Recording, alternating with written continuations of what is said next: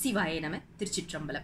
Welcome back to our discussion on Sokkanatha Venba, verse number 16. The verse goes this way. Nitham Ezhuntharuli Ninmalane Yentanakku Buddhi Migavum Bodhithu Sittamayal Pokuvai Inba Sukha Puranathil Irandarave Akuvai Sokkanatha. Today's verse is something that we should have it as our prayers on a daily basis. This particular prayer is put forth, or request is put forth to Sokkanatha. It says, Lord Shiva, but first, before we understand this verse, we need to understand the stage that a soul goes through as per Saiva Siddhantam. Earlier, and we know that soul is not going to be born or it's not going to be destructed as well.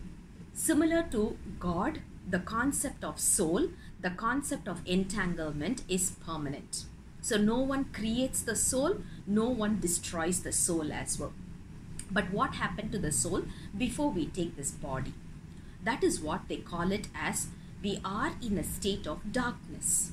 And this darkness is the place where our companion was our entanglement, called as ignorance. Anavam we call it. Technical term for that is Anavam. Anavam is nothing but full darkness, and we had been accompanied by this darkness when we were in that particular state, which is called as Kevalam. After that, Lord Shiva looked at us and he wanted to show a little bit of mercy, because he knows the soul is capable of being happy. The only thing the soul has to go through is happiness. What is blocking is this Arnavam. So, Lord Shiva decided to give a little bit of a clarity for us. So, he gives us this Dhana Karana Bhuvana Boha. That is where we come to the next state, which is called as Sagalam. When we come to Sagalam, that is the place where we are with all sort of entanglements within us, not only Arnavam, but we also have Kanmam and Maya.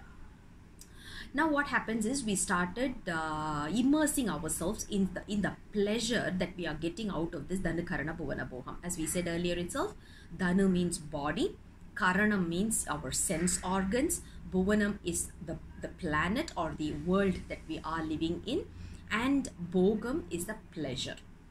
So what we started doing is we thought that these are the permanent ones, and we started immersing into that.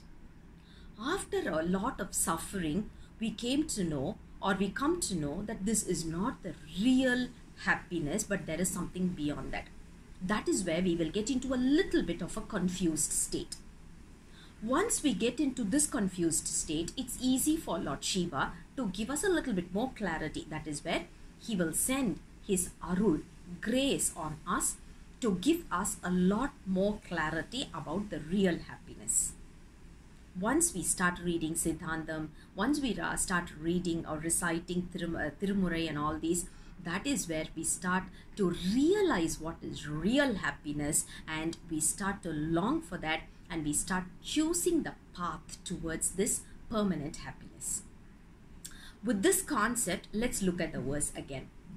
Nitham Ezhuntharuli. Lord Shiva has to come every single day. It is not like, okay, I've already done my laundry yesterday, so I'm not going to do my laundry for the next 2 years or 3 years.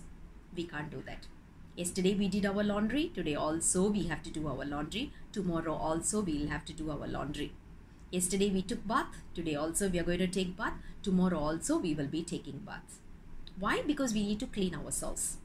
So cleaning must happen every single day. That's what we need to understand here. Nitham Ezhuntharuli. Every day you need to come and do what? Clean us. Clean us from what? In this particular entanglement, and whenever we are just stranded in this particular world, you need to give us the clarity. So Nitta Mayal Pokuvai. You need to make sure that you're removing all sort of whatever we are, I mean, basically we are trying to just getting immersed into this happiness, the so-called happiness which is temporary. Please give us a clarity. You need to clear this thought in my mind, and that's not going to happen 1 or 2 days. It's going to happen every single day. Then you have to come every day. Nitham Ezhuntharuli. Once you have cleared the dust or cleared the impurity, what you have to do is inject purity into it. Because now that place is vacuum, that place is empty. Now, since it is empty, we shouldn't let something else come and sit into it. So what we have to do is, once you have cleared our confused state, you need to put in more clearer things there. That is what we call it as buddhi, which is intellect. So Lord Shiva has to give us the real intellect. Why is that intellect needed? Because without that, we can't achieve what is the real happiness. So first is clearing off the dirt. After clearing off the dirt, then only we can put in the next layer, which is a real intelligence.